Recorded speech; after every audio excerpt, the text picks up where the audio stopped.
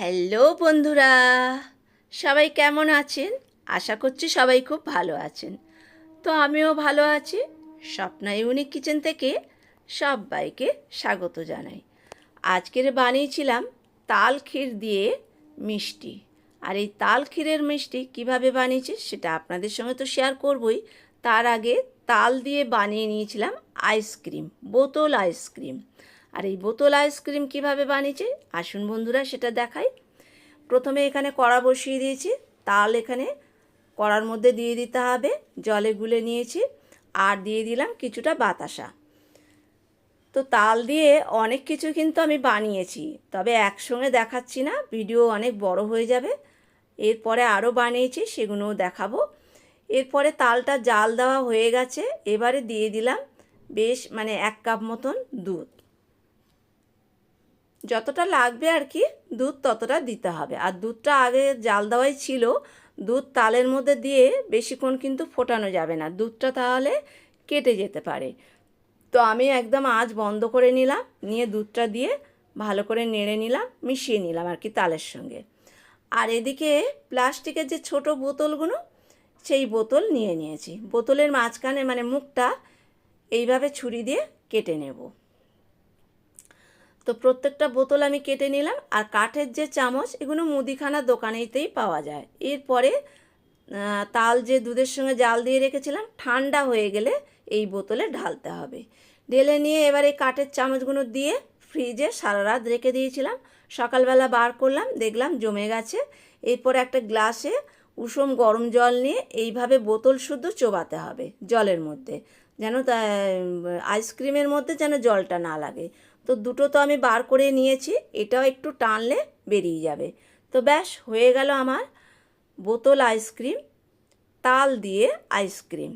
তো অনেক কিছু আইসক্রিম খেয়েছি, তবে তালের আইসক্রিম এখনও খাইনি, এই প্রথম বানালাম।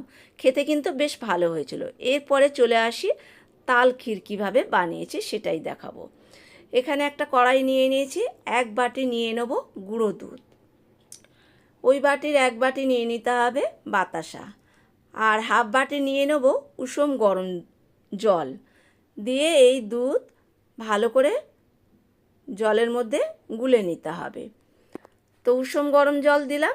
খুব গরম জল দিলে অনেক সময় দুধ গুলতে চায় না, দলা পাকিয়ে যায়। ব্যাস দুধটা কিন্তু গোলা আমার হয়ে গেছে এখানে। আর এরপরে এখানে নিয়ে নিতে হবে, যে বাটিতে গুঁড়ো দুধ নিয়েছিলাম ওই বাটির 2 বাটি নিয়ে নেব তালের পাল্প। তালের সিজনে তাল দিয়ে নানা রকম রেসিপি করে খেতে কিন্তু ভীষণ ভালো লাগে। তো আমি আগের বছরও বানিয়েছিলাম, আমি প্রত্যেক বছরই বানাই তাল দিয়ে নানা রকমের রেসিপি। আমাদের খেতে খুব ভালো লাগে, বাড়িতে সবাই খুব পছন্দ করে তাল দিয়ে নানা রকম রেসিপি বানিয়ে খেতে। তো সেজন্য আমি বানাইও, সবাই খায়। তো এইভাবে দুধ তাল একসঙ্গে মিশিয়ে নিতে হবে। বাতাসাও তো আছে।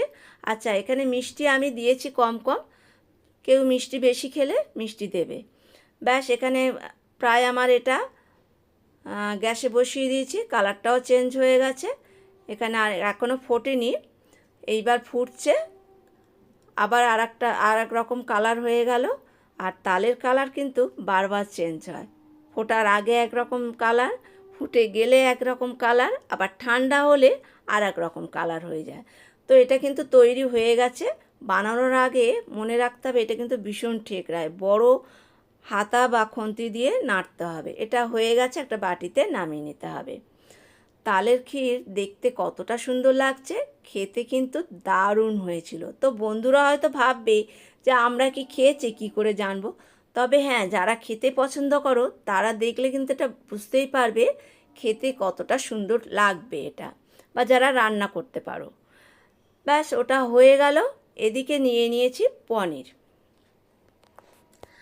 তাল ক্ষীর দিয়ে যে মিষ্টিটা বানাবো তার জন্য নিয়ে নিলাম এখানে পনির। এখানে পনির আছে 400 গ্রাম। পনিরগুলো এইভাবে প্রথমে পিস করে কেটে নিয়ে এরপরে ছোট ছোট টুকরো করব, এটা মিক্সিং জারে দেওয়ার জন্য। আর অনেক সময় কি হয়, কারেন্ট চলে গেলে তখন তো মিক্সিং জারে বাটা যাবে না। তো সেক্ষেত্রে পনিরটা তাহলে কিভাবে আমরা নেব সেটাও দেখিয়ে দেবো, কিভাবে পনিরটা তাহলে মিষ্টি বানাবো পনির দিয়ে। তো এখানে একটা গ্রেটার নিয়েছি, পনির এই গ্রেটার দিয়ে সুন্দর করে গ্রেট করে নিতে হবে। তবে খেয়াল রাখতে হবে পনিরের যেন বড় টুকরো না পড়ে। ব্যাস, পনির এইভাবে গ্রেট করে নিয়ে এরপরে হাত দিয়ে এইভাবে মেখে নেওয়া যায়। এইভাবে মেখে নিলে কিন্তু একদম বাটার মতনই হয়ে যায়। তো আমরা বেটে নিই, বেটে নিলে একটু সুবিধা হয়। তো অনেক সময় কী হয়, কারেন্ট না থাকলে কারেন্ট কখন আসবে সেই আশায় আমরা বসে থাকবো। তো বসে না থেকে আমরা এইভাবেও বানাতে পারি। তো এটা মাখা কিন্তু হয়ে গেছে। এরপরে একটা নিয়ে নিতে হবে মিক্সিং জার। যে পনিরগুলো টুকরো করে রেখেছিলাম মিক্সিং জারে দিয়ে দিলাম। আর এখানে 3 চামচ দিয়ে দিচ্ছি চিনি, আর 3 চামচ দিয়ে দেবো গুঁড়ো দুধ। বড় চামচেরই নিয়েছি। আর হাফ বাটি দিয়ে দিলাম লিকুইড দুধ। এরপরে দিয়ে এটা বেটে নিতে হবে। তো বাটাটা হয়ে গেছে, একদম সুন্দরভাবে বাটা হয়ে গেছে। এদিকে কড়াইতে ঢেলে নিতে হবে। ব্যাস, আর এটা যখন হবে এখানে, তখন কিন্তু এটা খেয়াল রাখতে হবে একটু একটু খুব মানে ঠিকরে ঠিকরে হাতে এসে পড়ে। তো এখানে বড় চামচের 1 চামচ নিয়ে নিলাম ঘি, 4 চামচের। আর এখানে লিকুইড দুধ নিয়ে নিয়েছি 1 কাপ। এবারে আঁচ কমিয়ে কমিয়ে এটাকে বানিয়ে নিতে হবে। তো এটা কিন্তু প্রায় হয়ে এসেছে। এই সময় একদম আঁচ লো করে দিতে হবে, না হলে কিন্তু এটা কড়ায় পুড়ে গেলে খেতে একদম ভালো লাগবে না। তো এইভাবে নেড়ে চেড়ে এটাকে বানিয়ে নিতে হবে। পনির তাল মিষ্টির বানিয়ে নিতে হবে। তো এটা হয়ে গেছে, একটা প্লেটে ঢেলে দিয়েছি। এরপরে ঠান্ডা হয়ে গেলে এটা একটু শক্ত হয়ে যাবে। তো শক্ত শক্ত অতটা হয় না, এটা নরমই থাকে। তবু মানে গরমটা একদম নরম, ঠান্ডা হয়ে গেলে একটু তার থেকে শক্ত হয়। এরপরে হাত দিয়ে এইভাবে মেখে নিতে হবে। তবে মাখতে গেলে হাতে কিন্তু জড়িয়ে যাবে। তো কেউ চাইলে একটু ঘি ব্যবহার করতে পারো বা সাদা তেল হাতে ব্যবহার করতে পারো। আমি এখানে সত্যি কথা বলতে ঘিও দেবো না আর সাদা তেলও নেব না। আমি এখানে একটু মুড়ি গুঁড়ো করে নিয়েছিলাম, যদি হাতে চিপকে যায় মুড়ির গুঁড়োটা দিয়ে দেবো। তো মুড়ি গুঁড়ো করাটা দেখালাম না, শিল নোড়াতে আমি গুঁড়ো করে নিয়েছি।